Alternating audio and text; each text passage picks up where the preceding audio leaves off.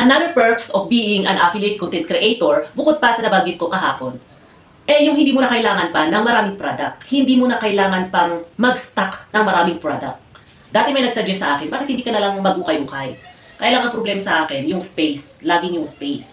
Sabi ko, ay hindi pwede kasi wala akong space. Kapag ukay-ukay seller ka kasi, kailangan mo ng space para paglagyan ng mga stocks mo ng mga paninda mo.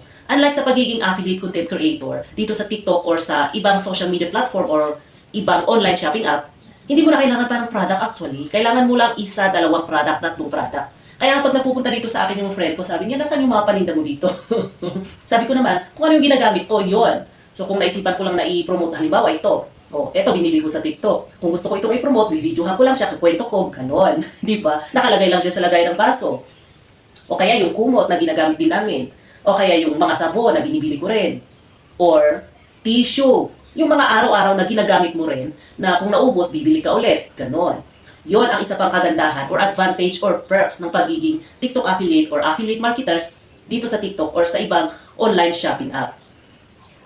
Hindi mo na kailangan pang mag-stock ng maraming product, hindi mo kailangan mamroblema kung saan mo ilalagay yung paninda mo, hindi mo na kailangan pang mamroblema sa mga space, di ba?